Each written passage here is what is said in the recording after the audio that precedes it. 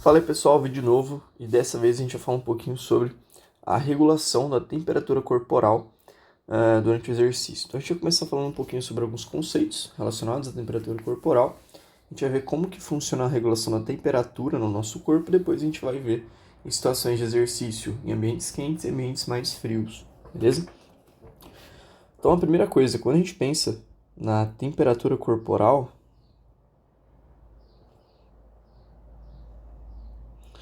a gente tem que ter na cabeça que nós, seres humanos, somos animais que a gente chama de homeotermos.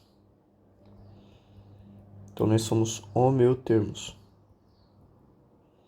O que significa isso? Que a gente precisa manter uma temperatura corporal constante. Então, homeotermo é um animal, que precisa se manter com uma temperatura corporal constante. Então, a gente mantém temperatura corporal sempre constante. E essa temperatura, que vai variar bastante, a gente vai ver que tem a temperatura interna e a temperatura cutânea, dentre outras coisas, mas ela é muito importante para várias funções vitais, então ela é quem vai manter as nossas funções vitais. Uma vez que eu tenho um aumento de temperatura, por exemplo, acima de níveis de 45 graus, isso pode trazer vários problemas. Por quê? A gente pode ter uma alteração, por exemplo, no funcionamento de enzimas. E aí, consequentemente, enzimas que quebram a glicose, por exemplo. E a gente vai ter uma diminuição da produção de ATP.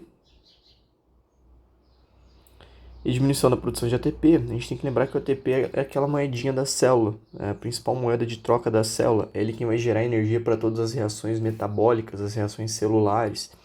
Uma vez que eu tenho uma diminuição dessa produção de ATP, vai faltar energia para as células. E a gente pode ter a morte celular, a gente pode ter vários danos relacionados a esse aumento excessivo de temperatura, que a gente nomeia como hipertermia.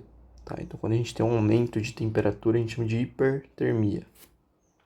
A gente pode ter o contrário também. Então, quando eu tenho uma queda muito brusca na temperatura, por exemplo, abaixo de 34 graus Celsius, a gente vai ter uma diminuição do metabolismo celular, do metabolismo de todas as células do corpo.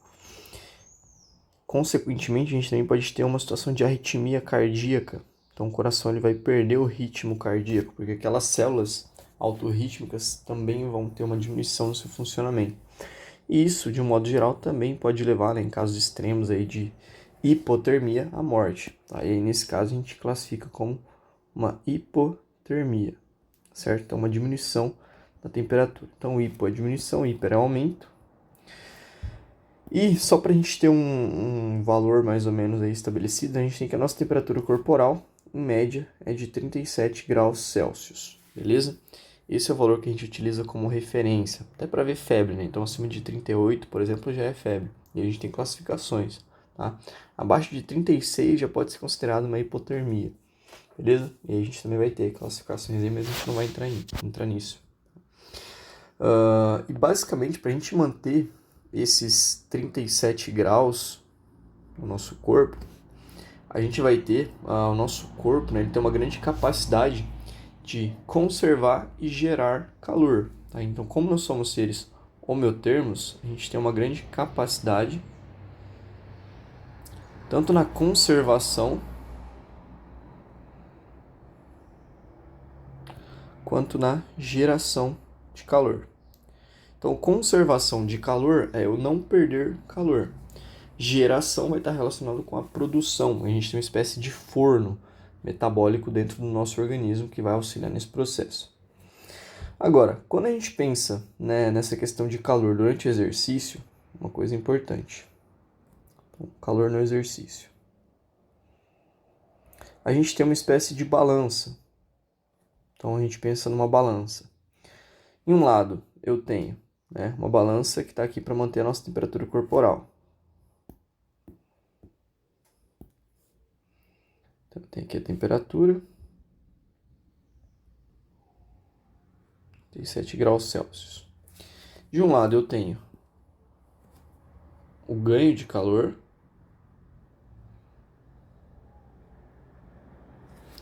E do outro lado, eu tenho a perda de calor. Vou colocar de letra de forma, fica mais fácil para ver.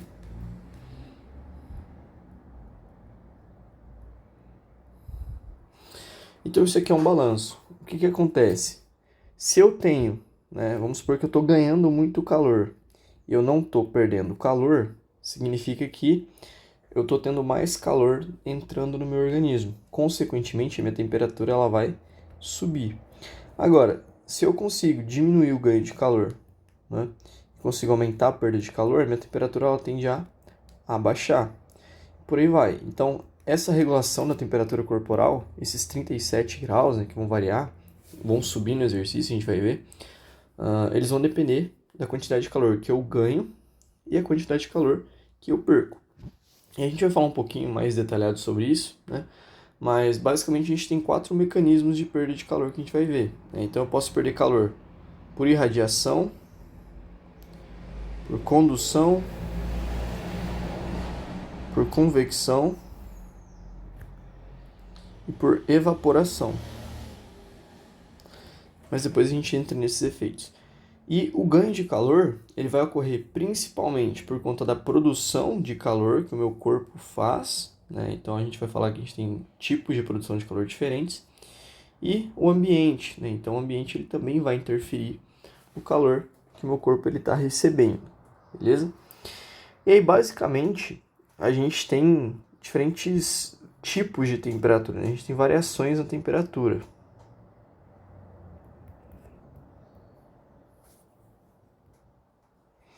Então eu tenho a temperatura que eu chamo de central, que corresponde àquela temperatura dos meus órgãos, né, as vísceras ali, tá? Então uma temperatura mais interna. E tem a temperatura externa, né, que aí a gente chama de cutânea, que está relacionada à temperatura da minha pele, por exemplo, certo? Então a minha temperatura corporal ela vai variar se eu fizer uma medição central e se eu fizer uma medição externa. Então geralmente o central tende a ser um pouco mais elevado do que a externa, mas isso depende, tá? Então se eu estou no ambiente frio, a minha temperatura externa ela tende a diminuir e a central permanece aumentada. Se eu estou no ambiente muito quente, a externa tende a aumentar um pouco mais e a central também vai aumentar, só que um pouco menos. Tá? Isso vai depender de várias situações. E a gente vai falar também depois dos mecanismos de regulação, né, tanto em ambientes quentes e frios, mas um dos principais mecanismos de regulação é o fluxo sanguíneo. Fluxo de sangue, principalmente para a região cutânea, né, para a região da pele. Então, por exemplo, se eu estou no ambiente frio, se eu tenho uma diminuição da temperatura, eu vou diminuir o fluxo sanguíneo para a pele, porque eu preciso armazenar mais sangue internamente no meu corpo, né, para manter ali a minha temperatura central. A temperatura central é mais importante, porque ela está relacionada com as funções dos órgãos vitais, né, coração, sistema nervoso. Então eu preciso manter minha temperatura central acima da temperatura cutânea ali, ela é mais importante. E o tecido, o sangue, né, em si, ele é, o tecido vascular e o sangue, eles têm uma grande capacidade de armazenamento de calor. Então ele armazena calor de uma forma eficiente. Tá? Então no frio o que vai acontecer? A gente vai ter uma diminuição do fluxo sanguíneo para a pele, por exemplo, tá? Para aumentar a retenção de fluxo no interior do corpo. Agora, se eu tenho um aumento de temperatura, né, no caso aqui no calor, vou colocar aqui. Se eu aumento a temperatura, consequentemente eu vou aumentar o fluxo sanguíneo para a pele, porque eu preciso eliminar um pouco daquele calor, eu preciso resfriar o meu corpo. A gente vai falar um pouco mais desses mecanismos posteriormente, beleza? Agora, quando a gente pensa na produção de calor e a perda de calor, vamos falar de uma forma mais geral.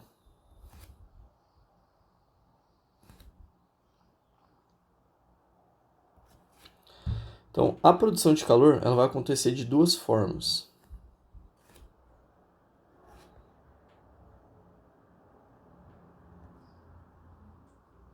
Então, a produção de calor ela pode acontecer de forma voluntária. Tá? Então, forma voluntária de produção de calor, por exemplo, é a contração muscular. Então, por exemplo, durante o exercício, a gente tem a contração muscular. A nossa contração muscular, ela é um processo que ela tem uma eficiência muito baixa, né? Então de 20 a 30%. Sendo assim, a maior parte da energia gasta no exercício, ela vai ser liberada em forma de calor. Então, durante a contração muscular, 70 a 80% da energia que é gasta para que eu tenha contração muscular, ela vai ser liberada em forma de calor, beleza? Então, a contração musculoesquelética durante o exercício, por exemplo, tá? Ela vai gerar uma grande perda, né? Uma grande produção ali de calor, consequentemente, que será perdida, beleza? E a gente tem a produção de calor involuntária.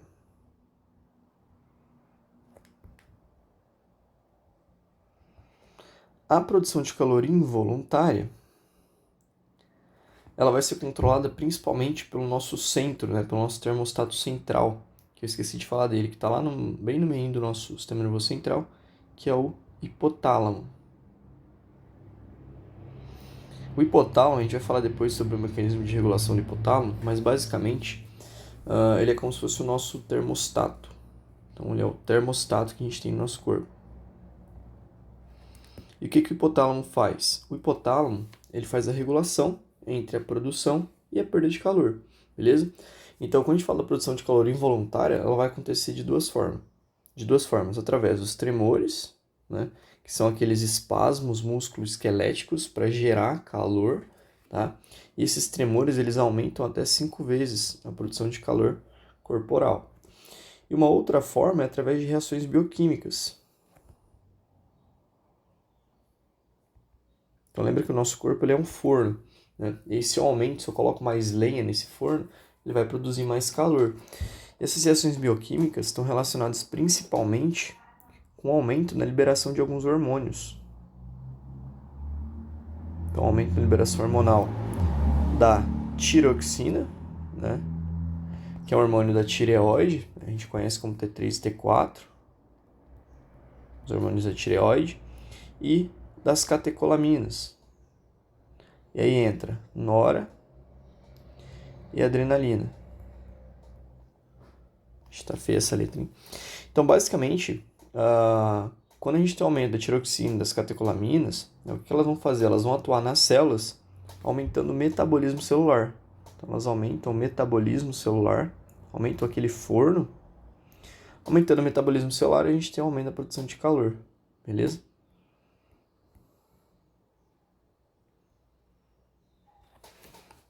Basicamente é isso. Nesse caso aqui, essas reações bioquímicas, né, elas são chamadas também de termogênese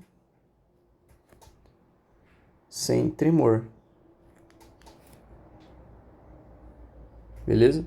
Porque a gente tem um aumento térmico, né? A gente tem uma geração de calor, por isso se chama termogênese, né? Geração de calor, porém sem que ocorram aqueles tremores musculares ali. Beleza? Tá, a gente falou sobre a produção de calor. Agora, o que acontece durante o processo de perda de calor? Como é que a gente perde calor? Eu já dei um spoiler ali em cima, né, falando sobre essas quatro maneiras que a gente tem de perder calor, mas agora vamos aprofundar um pouquinho mais nelas. Então a gente tem a perda de calor.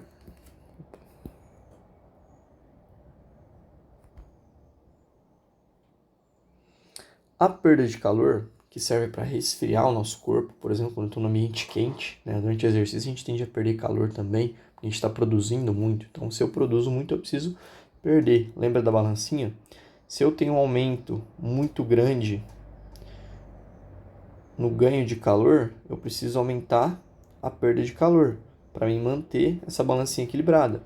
Se eu diminuo o ganho de calor, eu preciso diminuir também a perda de calor para me manter a balancinha equilibrada. Então, a produção de calor e a perda de calor, elas precisam se manter em níveis ali equilibrados. A perda de calor ela vai ocorrer de quatro formas. Primeiro, por irradiação. Tá? A gente não vai entrar a fundo em termos, mas só para entender. Tá? A gente precisa entender o que é. A radiação ela vai estar relacionada com a diferença do gradiente que a gente vai ter entre o ambiente mais quente e o ambiente mais frio. Tá? Então, grava assim, gradiente entre quente e frio. Então imagina assim, você tem lá, né, um dia ensolarado de 38 graus Celsius. Tá até comum hoje em dia, né? E aí você tem o seu corpo lá, temperatura de mais ou menos 37 graus Celsius. O que acontece? Se você tem um dia, um ambiente, né, muito quente, né, vamos colocar aqui para ficar mais fácil, 40 graus Celsius. Tá? O que acontece? Nesse caso aqui, a energia ela sempre vai, né, o calor ele sempre vai de onde tem mais para onde tem menos. Então, se o meu corpo está a 37 graus e o ambiente está a 40 graus, a tendência é que o meu corpo ele absorva calor. Se o meu corpo absorve calor, se o meu corpo ganha calor, a minha temperatura ela tende a aumentar, certo? Esse ganho de calor, esse aumento da temperatura, ele está ocorrendo por irradiação. Então, eu tenho o Sol, né, irradiando ali os raios solares e o meu corpo está ganhando calor e aumentando a temperatura, beleza? Então, esse é o mecanismo de perda de calor. Quem está perdendo calor aqui é o ambiente, quem está ganhando é o meu corpo. Agora, vamos supor que eu estou no ambiente que tem ar-condicionado. A gente está falando de perda de calor, né? Então, eu estou no ambiente que tem lá um ar-condicionado que está 16 graus, certo? Então, ele está lá, pô, geladaço. O ar-condicionado está 16 graus, o meu corpo está 37. O que acontece? O meu corpo ele começa a perder calor por irradiação, certo? Então o calor ele sai do meu corpo e vai para o ambiente. O que acontece com o meu corpo? Começa a ter uma diminuição da temperatura. Tá? Então de 37 passa para 36, 35, tá? Por aí vai. Então basicamente é esse mecanismo. Então um mecanismo aqui de perda de calor por irradiação. Um outro mecanismo que a gente tem é a condução. A condução do calor ela vai acontecer principalmente através de contato físico. Como assim contato físico? Tá? Então vamos supor que você foi lá e pegou uma pedra de gelo. Então aqui está a mão, aqui está uma pedra de gelo. Quando você segura essa pedra de gelo ela vai ter uma temperatura de mais ou menos 0 graus Celsius. E a sua mão, uma temperatura de uns 35 graus Celsius, mais ou menos. O que acontece? O calor ele vai passar, né? Essa pedra de gelo ela vai começar a receber esse calor. Então você começa a perder calor para o gelo. E aí esse gelo começa a derreter, certo? Começa a virar água, porque ele está recebendo o calor da mão. Então a mão está perdendo calor para o gelo, beleza? Então é uma forma de condução. Para que a gente tenha perda de calor por condução, a gente precisa ter um contato com alguma coisa. Então, quando você está lá, você senta numa cadeira de ferro, né? A cadeira está gelada. Aí você fica sentado ali e você vê que ela começa a esquentar. Por quê? Porque você está perdendo calor para a cadeira. O calor está saindo do seu corpo passando para a cadeira para esquentar ela. Beleza? Outra forma de perda de calor que a gente tem é a convecção.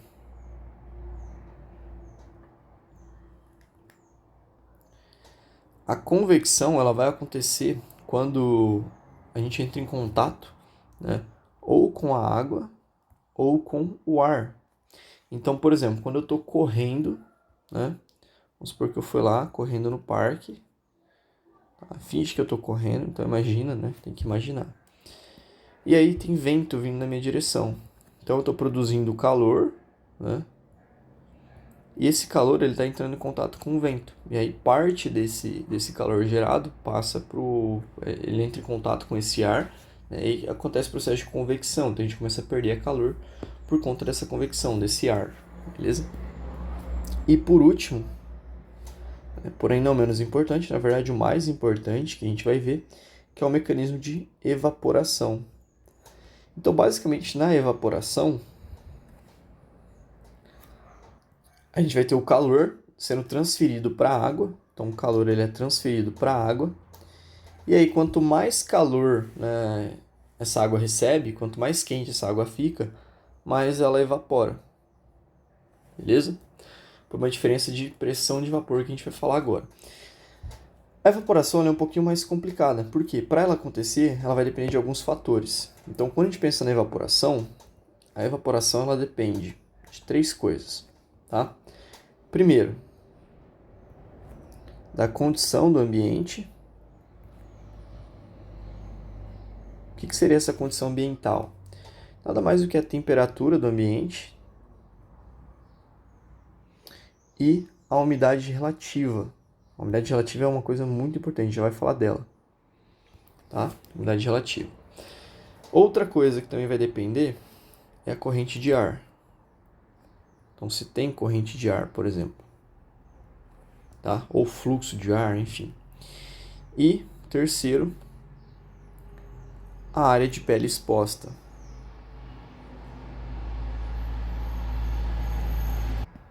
Então, para que ocorra evaporação, eu preciso ter tudo isso. Tá? A umidade relativa dessas variáveis aqui, ela vai ser a mais importante. Por que a umidade relativa vai ser a mais importante? Porque a umidade, ela vai ser inversamente proporcional à evaporação. Então, assim, para que ocorra a evaporação, a gente vai ter, a evaporação ela vai acontecer por conta de uma diferença, eu vou até escrever aqui. A evaporação, ela ocorre por uma diferença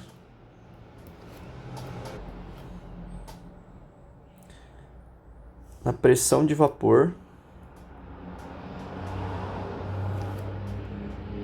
entre a pele e o ambiente. E aí, quando eu falo ambiente, eu estou falando da umidade relativa, tá? Então, pressão de vapor. O que é essa pressão de vapor? Nada mais é do que a concentração de vapor de água que eu tenho no ambiente, né? Então, por exemplo, no ar, e a concentração de vapor que eu tenho ali na minha pele mesmo, meus tecidos, né? No meu tecido cutâneo ali. Então, a quantidade de vapor que eu tenho. Então, vamos imaginar aqui uma situação. Tem aqui o meu braço, né? E aí eu tô correndo e tal, começo a suar e começa a acumular aqui o vapor. Tá? O que acontece? Começa a acumular água, suor. O que acontece? Conforme essa água ela vai absorvendo calor, ela vai evaporando. E aí ela tende a ir aqui para esse ambiente, certo? Agora, se a umidade relativa está alta, então vamos supor que eu tenho uma alta umidade relativa. Significa que eu tenho muita umidade, ou seja, eu tenho muitas moléculas de água aqui no ambiente. Se eu tenho muitas moléculas de água, vai ser mais difícil dessa água que está aqui no meu braço, por exemplo, ir para o ambiente. Tá? Então, quanto maior a unidade, menor vai ser a evaporação. Então, se eu tenho um aumento da umidade, eu tenho uma diminuição da evaporação. Beleza? Isso é importante. Por quê? O suor, por si só, né, a sudorese, por si só, ela não resfria o corpo. O que resfria o corpo é a evaporação. Então, por exemplo, se eu estou num dia, né, fazendo exercício lá no parque, tá? Um dia quente e úmido. Se eu estou num dia fazendo exercício, um dia que está muito quente, muito úmido, eu vou ter muita sudorese. Só que como está úmido, a umidade está alta, eu tenho uma diminuição dessa diferença de pressão, né? Então eu tenho muita umidade, ou seja, isso aqui vai estar cheio de água, né? E aí essa diferença de pressão de vapor vai diminuir, e aí eu tenho menos resfriamento do meu corpo. Agora, se eu estou num dia frio com uma baixa umidade, a diferença de pressão de vapor ela vai aumentar muito. E aí eu vou ter um resfriamento mais eficiente. Tá? Então, a umidade ela vai atrapalhar o resfriamento do corpo. Porque se eu tenho muita umidade, eu tenho diminuição da diferença da pressão de vapor, e aí eu não vou ter esse processo de evaporação ocorrendo. Tá? Então, eu estou suando ali, só que o suor não está evaporando, não vai resfriar o corpo. O importante é a evaporação. O importante é que o suor ele saia, o calor seja perdido realmente, beleza? Bom, então basicamente é isso. Agora eu vou colocar uma imagenzinha aqui só para resumir esses mecanismos que a gente falou, tá? De ganho e de perda de calor. Bom, então essa imagenzinha aqui ela é do livro, ela é bem legal, né? Ela meio que resume esses mecanismos que a gente falou aí, tanto de produção de calor quanto de perda de calor. Então a gente tem o centro do nosso corpo, né, que tende a ser mais quente, tende a aumentar a temperatura durante o exercício, tá? E aí a gente vai ter todos esses mecanismos aí. Então a gente tem a radiação vindo do Sol, tá? Por exemplo, que vai afetar a temperatura do ar e a umidade do ar, né? Porque se está um dia muito quente, a temperatura tende a aumentar. E a umidade também, por conta, né, da evaporação das moléculas de água, né? Então, por exemplo, em lugares como uma praia, né, a umidade do ar ela é muito maior, né? Ou onde tem rio e tal, a umidade do ar ela tende a ser maior. Processo de reflexão na radiação solar, né, radiação térmica do solo. Então a gente tem calor vindo de várias direções do ambiente. Tá? Então esse aqui é o calor vindo do ambiente. E esse calor ele vai ser absorvido ali pelo corpo. É o calor que está sendo absorvido pelo corpo durante o exercício, certo? E o corpo ele está tentando eliminar, está tentando perder calor através da evaporação, através da convecção sanguínea cutânea, ou seja, o sangue está sendo mandado para os tecidos para aumentar esse processo de convecção, né, esse contato ali com, por exemplo, as correntes de vento, né, para eliminar o ar. A gente tem aqui o calor sendo produzido pela musculatura em forma de trabalho, né, convecção do fluxo sanguíneo muscular, mesma coisa, calor sendo conduzido pelo sangue, processo de convecção, processo de radiação, evaporação respiratória também. Então a gente tem todos esses mecanismos juntos durante o exercício, tá? E aí o que a gente tem aqui é aquela balancinha, né? Então de um lado eu ganho calor e do outro lado eu perco calor. Se está um dia muito quente e muito úmido, a tendência é que eu ganhe mais calor e perca menos calor. E aí o que acontece? Eu tenho aumento da temperatura corporal, beleza? Agora, se está um dia frio, consequentemente eu vou ganhar menos calor, né? E eu vou perder mais calor. E aí eu consigo manter a temperatura corporal, beleza? Se mantém. O ganho de calor, lógico, é menor vindo do ambiente externo, mas a gente também ganha calor ali, principalmente através do metabolismo corporal que aumenta durante o exercício. Então é só para a gente ter uma ideia geral aí, beleza? Bom, agora a gente vai falar um pouquinho sobre o termostato corporal, que é o hipotálamo. Então, vamos falar sobre o nosso termostato corporal.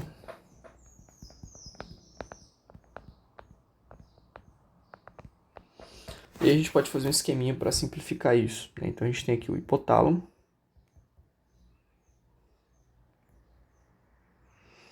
O hipotálamo ele é dividido em duas partes quando a gente pensa na temperatura corporal, né? Nessa regulação da temperatura. A gente tem o hipotálamo, parte mais anterior, uma divisão mais anterior do hipotálamo, que vai estar relacionado principalmente com o controle do aumento da temperatura. Beleza? E aí a gente tem uma outra divisão do hipotálamo, que é a divisão posterior do hipotálamo, que vai controlar principalmente diminuição na temperatura. Agora, como que o hipotálamo faz isso? Se a gente for pensar lá nos nossos tecidos cutâneos, eu sempre coloco a mão só para a gente ter um exemplo aqui, tá? Então, lá na nossa pele, por exemplo, a gente tem aqueles termorreceptores ou receptores térmicos, né, que captam o quê? Alterações térmicas, então frio e calor. Esses receptores térmicos eles mandam um sinal lá para o hipotálamo, falando sobre a temperatura cutânea, temperatura ali do lado de fora do nosso corpo.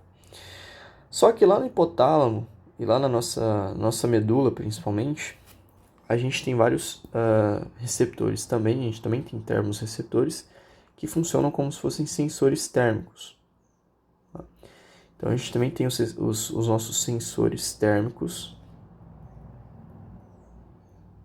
internos. Então, a gente tem os centrais, estão no hipotálamo e estão na medula.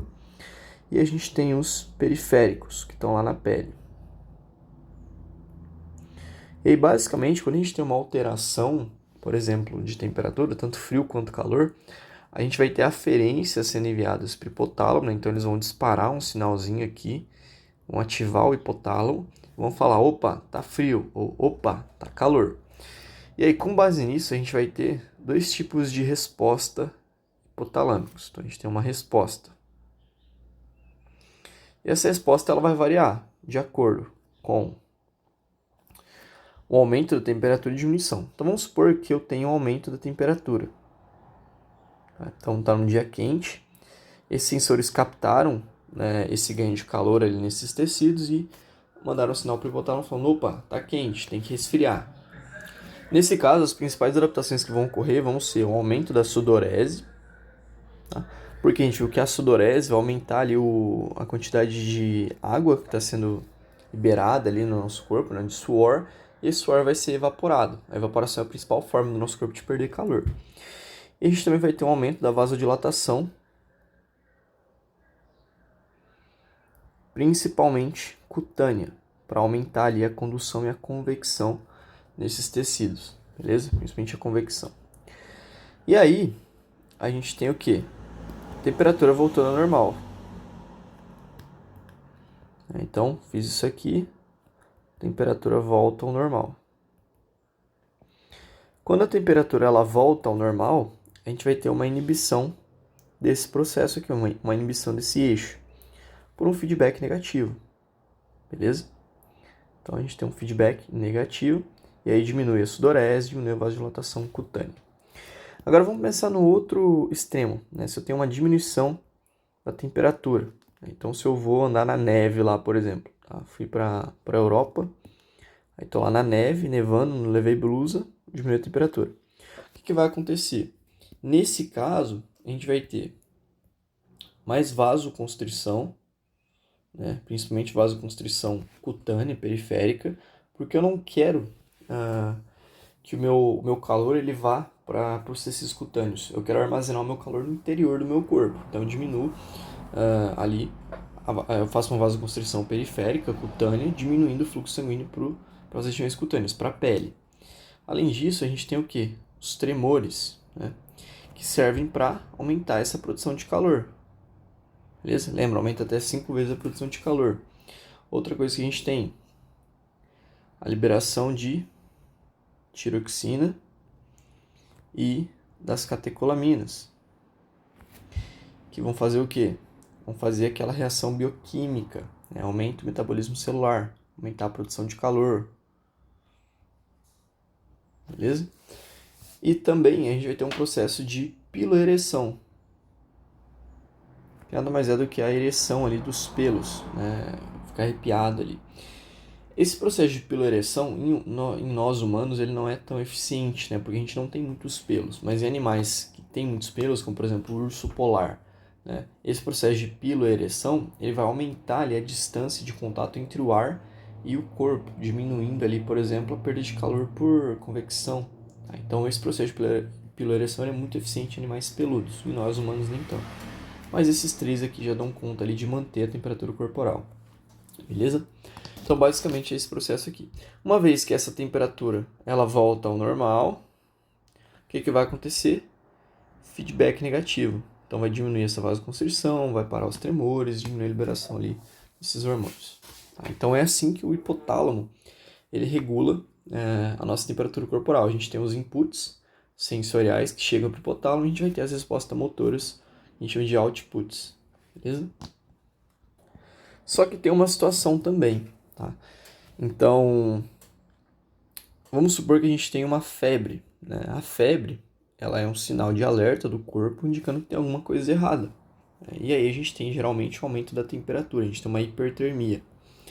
No caso da febre, ela pode ser causada por vários fatores. Então, por exemplo, uma infecção viral, né? Ou uma infecção bacteriana, sei lá, um protozoário, infecções de modo geral. Beleza?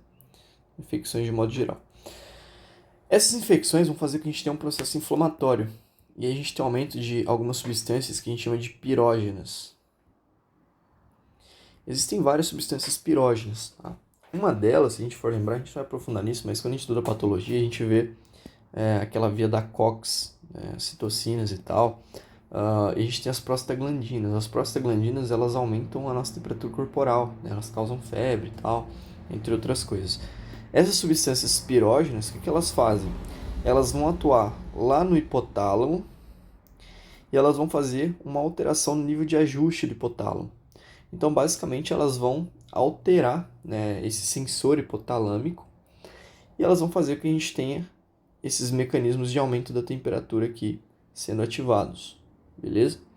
Então, consequentemente, a gente tende a ter febre, tende a ter sudorese, né, enfim. Então, esses pirógenos liberados durante uma infecção, eles vão fazer com que a gente tenha um aumento da temperatura corporal. Que no caso, né, de uma infecção é interessante porque a ideia é que a temperatura do nosso corpo ela aumente para que a gente consiga combater aqueles agentes, né, infecciosos ali, consiga eliminá-los. Só que, né, de uma forma crônica, essa febre ela vai gerar outros efeitos também. Porque se a temperatura corporal aumentar muito, a gente começa a ter danos a nível celular, né, funcionamento enzimático, enfim, a gente pode ter morte celular, que não é bom, beleza? Agora vamos falar um pouquinho mais sobre os eventos térmicos que acontecem durante o exercício. Então, a gente vai começar a entrar na parte da fisiologia do exercício. Então, os eventos térmicos durante o exercício.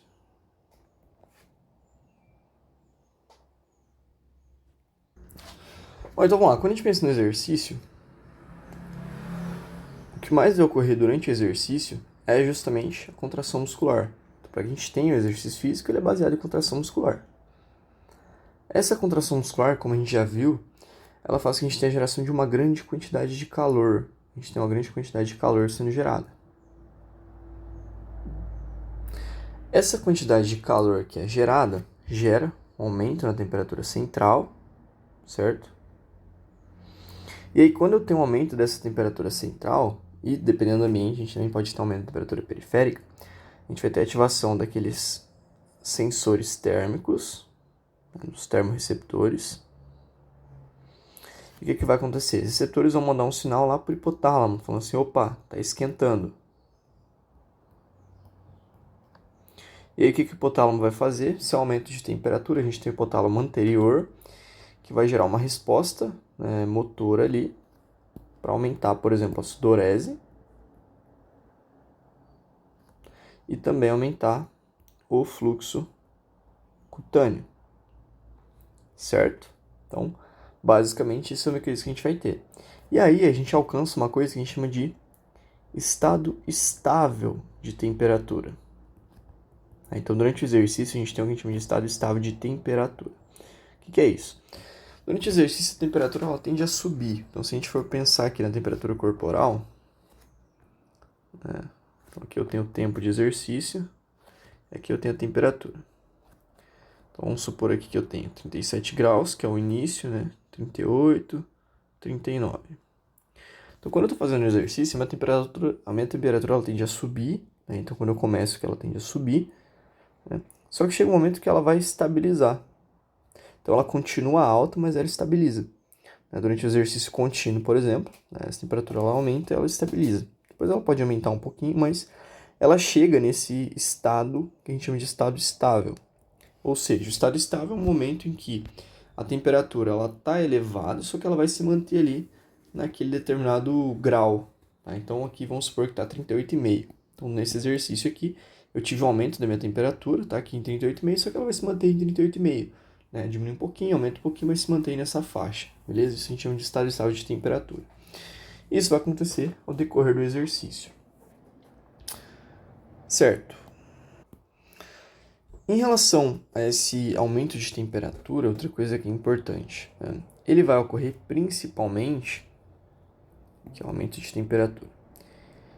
Esse aumento de temperatura ele vai ocorrer em decorrência da intensidade do exercício. Então isso aqui é importante. O aumento da temperatura está relacionado com a intensidade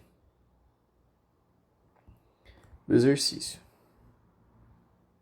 Por quê? Se eu faço um exercício mais intenso, eu vou recrutar mais fibras musculares, eu vou utilizar mais músculos. E aí, consequentemente, eu tenho mais geração de calor. Tá? Então, quando a gente pensa numa curva, né, de temperatura e intensidade, vamos colocar aqui intensidade do exercício, tá? E aqui a curva de temperatura. A temperatura ela tende a aumentar de acordo com a intensidade, certo? Então, quanto maior a intensidade, maior a temperatura, beleza? Então, basicamente é isso. E aí, como a gente já falou, né, o hipotálamo ele aumenta a sudorese, aumenta o fluxo cutâneo, para que a gente tenha principalmente a evaporação ocorrendo, certo? E o processo de convecção e radiação, tá? E novamente, lembrando que a evaporação é o principal meio de perda de calor do nosso corpo, tá? Ele é o campeão em eliminar calor, em perder calor. Em relação à sensação de calor, existe uma coisa que a gente chama de índice de calor. O que é o índice de calor? Tá? Existem até tabelas e tal, que a gente consegue olhar o índice de calor, então ele está relacionado com, principalmente, a temperatura do ambiente. Né? Então a gente tem a temperatura ambiente mais a umidade relativa.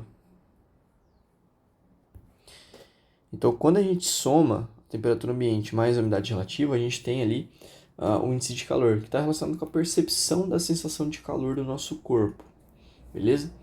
Porque lembra que se eu tenho uma temperatura ambiente alta, meu corpo ele tende a ganhar mais calor. E se a umidade relativa também está alta, meu corpo tende a aquecer mais, porque aquele processo de evaporação diminui.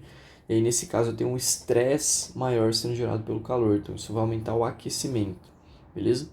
Então, esse índice de calor nada mais é do que isso, a percepção corporal da sensação de calor. Então, se eu vou fazer um exercício num dia que está lá 30 graus e 70% de umidade relativa, nesse dia aqui eu vou ter um estresse gerado no meu corpo muito grande por conta desse calor excessivo.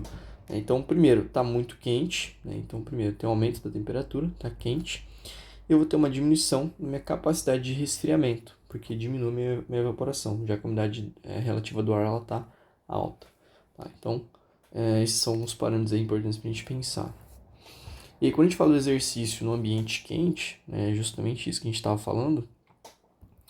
O exercício em um ambiente que é muito quente,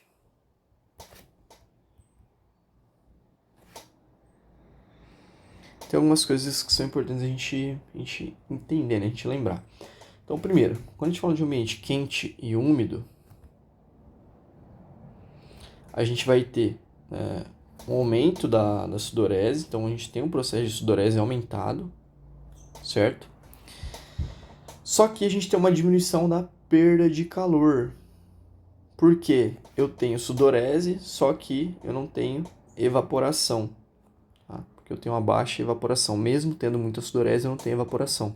Isso diminui minha perda de calor, então o meu corpo ele tende a aumentar. Então, consequentemente, isso aqui vai fazer que eu tenha um aumento da minha temperatura corporal. E dependendo da intensidade, da duração desse exercício, pode levar a um quadro de hipertermia, que é um aumento dessa temperatura a níveis excessivos. E aí a hipertermia pode ser perigosa, pode gerar vários efeitos maléficos. Tá? Outra coisa que não é boa, né, por conta dessa sudorese aqui, a gente acaba tendo um desequilíbrio hídrico. Tá? Então eu começo a perder muita água, começo a perder sais também. Então a gente tem um desequilíbrio hídrico. E também, consequentemente, posso ter uma desidratação. Então é importante, quando você vai fazer exercício em um ambiente quente, regular principalmente a taxa de sudorese durante o exercício. E como é que a gente faz isso? Lógico, essa questão da hidratação, né, a gente precisa focar muito na hidratação. A hidratação vai variar muito de indivíduo para o outro, né? Então com base no peso, na massa corporal, né? Se o indivíduo ele é habituado com o calor ou não, o tipo de vestimenta. Mas basicamente, né, recomendação geral de hidratação quando você faz um exercício no ambiente quente e úmido. Tomar ali de 500 a 800 ml de água pelo menos, né, ali nas 3 horas que antecedem o exercício, então 3 horas antes, certo? É ideal que em exercícios mais prolongados, a cada 20 minutos, a pessoa consuma, né, ou faça ingestão de 150 a 200 ml de água, né, a cada 20 minutos, em exercícios mais prolongados, tá? E após o exercício é importante fazer a reidratação. Então a reidratação ela vai ser de mais ou menos 150% do peso corporal que foi perdido. Então vamos supor que você foi fazer um exercício, né, uma corrida. Claro, é difícil a gente fazer isso no dia a dia, mas você se pesa lá de manhã, né, sai para correr. Então você estava pesando 72 quilos. No final da corrida você estava pesando 71. Então você perdeu 1 quilo durante essa corrida. Nesse caso, você precisa reidratar 150% do peso corporal perdido. Ou seja, se eu perdi 1 quilo, logo eu vou ter que tomar 1,5 litros de água, que dá 150% desse 1 quilo. Beleza? E aí você mantém uma boa reidratação. Então essas são algumas dicas aí que a gente tem em relação à hidratação de modo geral. Tá? E quando a gente fala do exercício no ambiente quente, a gente também tem que puxar uma setinha para falar um pouquinho sobre o desempenho. Então, consequentemente, um exercício prolongado em ambiente quente ele vai ter um desempenho reduzido. Tá? Quando a gente pensa em exercício prolongado, sempre que eu falo exercício prolongado, a gente pensa em exercício de endurance. Então, por exemplo, o cara que está correndo uma maratona num dia quente, o desempenho dele vai ser diminuído. E isso acontece tanto por conta do metabolismo muscular, né? Então a gente vai ter alterações do metabolismo muscular. Então, por exemplo, num dia mais quente, esse músculo ele tende a aumentar o consumo de glicogênio. Então a gente tem um aumento da depressão do glicogênio muscular. Outra coisa que também vai interferir é o aumento dos níveis de lactato. Então, em dias mais quentes, aumenta o consumo de glicogênio, aumenta os níveis de lactato. Esses dois fatores aqui vão gerar a fadiga. Tá? Lembrando que a fadiga ela não é por conta do lactato, né, mas ela está relacionada com o aumento dos íons H+. Esses íons H+, né, eles são tamponados pelo lactato, e aí, conforme a gente tem aumento da quantidade de lactato, aumento dos íons H+, e aí isso gera fadiga. Mas não é o lactato que gera a fadiga, tá? E sim os íons H+. Mas o lactato ele é um parâmetro para a gente ver a intensidade de exercício e a quantidade de fadiga, enfim, vocês entenderam. E outra coisa também é que esse metabolismo muscular faz com que a gente tenha aumento da produção de radicais livres. Então vai aumentar os radicais livres.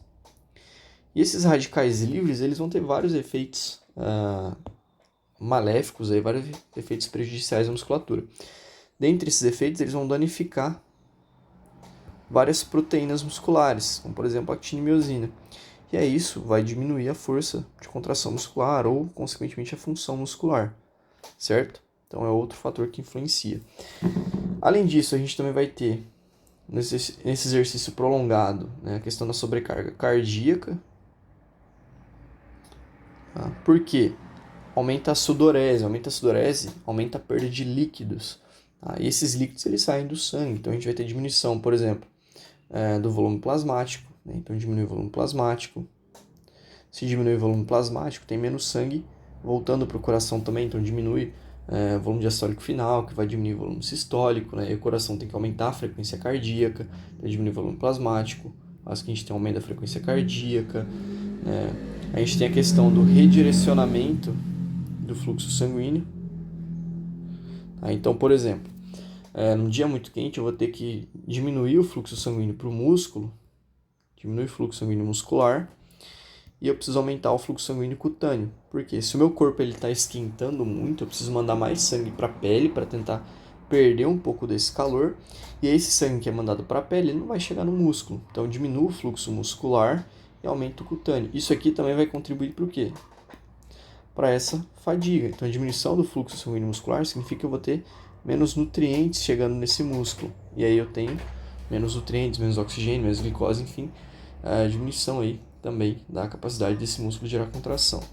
Além disso, esse calor excessivo ele também vai gerar problemas em relação à nossa cognição, funcionamento do sistema nervoso. Tá? Então diminui, por exemplo, a capacidade de tomar de decisão, né? Diminui o controle neuromuscular, entre outras coisas. Então tudo isso vai estar relacionado com essa diminuição do desempenho durante o exercício em ambientes muito quentes e úmidos, beleza? Outra coisa, né? Então, quando a gente pensa em atletas, né? Os atletas de endurance e tal, quando eles vão fazer uma competição, eles tendem a ir para o lugar dessa competição, principalmente quando é um lugar quente, e treinar lá por alguns dias, né? Para justamente fazer o que a gente chama de aclimatação ao calor. Então, o que é essa aclimatação ao calor?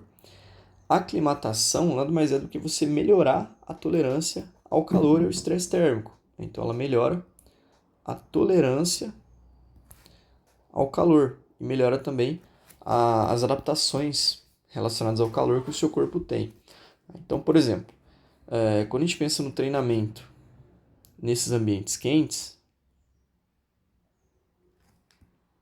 vai estar ficando pior a letra. O treinamento nesses ambientes quentes, ele vai proporcionar várias adaptações. Tá? Esse processo de aclimatação ele demora mais ou menos de 7 a 14 dias para acontecer. Tá? E aí vão acontecer algumas adaptações fisiológicas. A gente vai ter aqui um estresse térmico sendo gerado no corpo.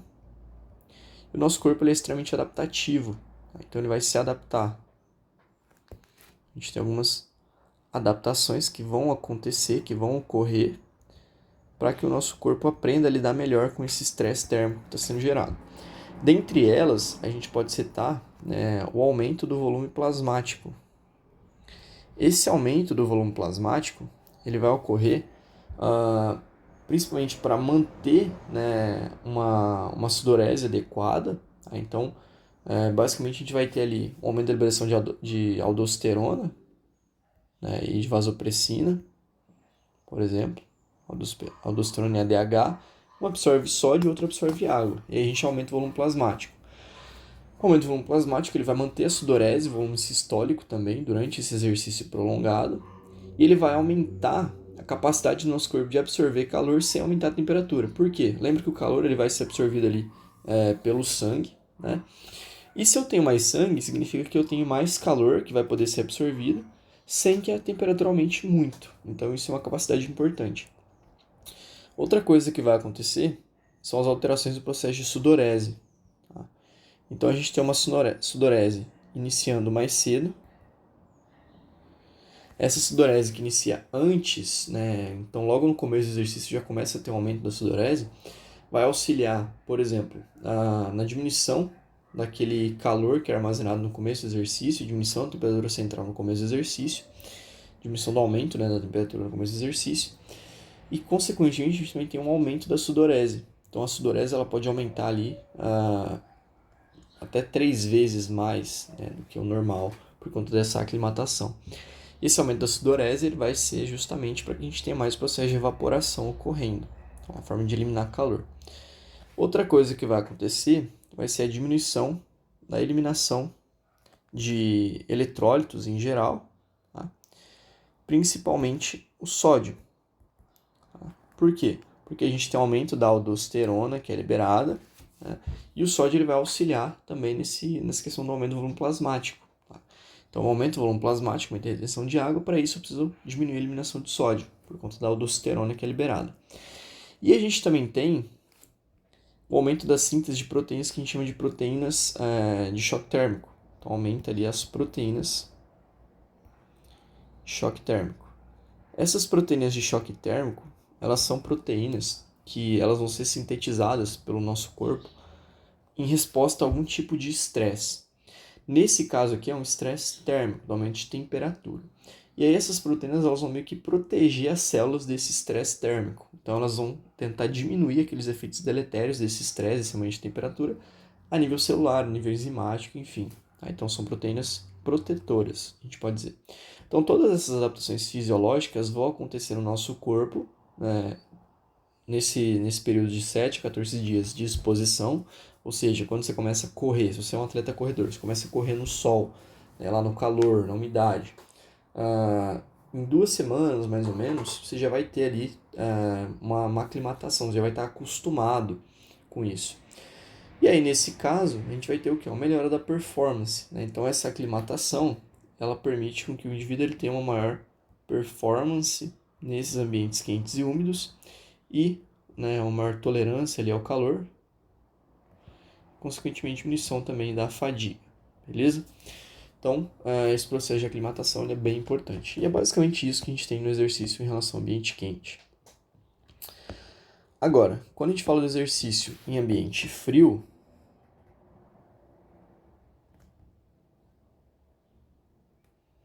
exercício em ambiente frio.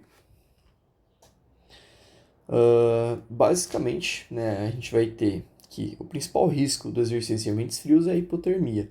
Então, quando a gente pensa no exercício prolongado no ambiente frio, o principal risco é a gente ter a diminuição da temperatura corporal, né, ou a hipotermia. Que é muito comum, principalmente na natação em água fria. Né? Então, às vezes os atletas de triatlon e tal, a galera que faz natação no mar, né, dependendo da região, que é muito gelado, pode ter uma chance de ter a hipotermia. Então, a hipotermia é quando o ambiente ele é muito gelado, muito frio, e aí o corpo ele não dá conta de produzir calor o suficiente. Então, mesmo o corpo produzindo calor, o ambiente está muito gelado, então ele está perdendo muito mais calor. E aí a temperatura corporal tem que diminuir. Né? Lembra daquela balancinha? É a balancinha. Né? Se eu estou no ambiente muito frio, eu tenho muito pouco ganho de calor, eu tenho muita perda. E aí o que acontece? Diminui a temperatura. Certo? E aí a gente vai ter a situação de hipotermia. Beleza? Então basicamente é isso. Mas no frio algumas coisas são interessantes, né? Então, por exemplo, o percentual de gordura corporal ele vai auxiliar, né? Então a gordura corporal é uma aliada interessante em atletas durante o frio, porque ela vai aumentar a tolerância, né? Então ela diminui a perda de calor, a camada adiposa e consequentemente aumenta a tolerância ao frio. Então tem um estudo que os caras fizeram, né, comparando mulheres e homens, e as mulheres elas tendem a ter uma tolerância um pouco maior ao frio em relação aos homens, porque as mulheres elas tendem a ter uma camada adiposa, né, um tecido adiposo um pouco maior do que o dos homens, né, de modo geral. Isso é normal, é a própria fisiologia feminina mesmo. E aí no frio, em relação à aclimatação, né, o que vai acontecer de adaptação fisiológica no nosso corpo no frio? Lá no frio a gente já viu o que vai acontecer. Primeiro, a gente tem tremores e tal, né? Então as adaptações lá, só relembrando. Adaptações do nosso corpo ao frio. Então, diminui o fluxo cutâneo, né? Porque eu preciso de mais sangue dentro do meu corpo. Aí eu tenho tremores e a reação bioquímica, né? A fim de gerar calor. Quando a gente se aclimata, quando o nosso corpo começa a se adaptar com o frio, a primeira coisa que vai acontecer é a diminuição dos tremores. Então começa a diminuir os tremores, tá? Por conta dessa maior capacidade de gerar calor de forma metabólica. Então essa reação bioquímica que está acontecendo, nesse metabolismo celular, ele aumenta. E aí o meu músculo não precisa mais se contrair tanto, eu não preciso gerar calor através da contração muscular, do espasmo muscular. E a outra coisa é a manutenção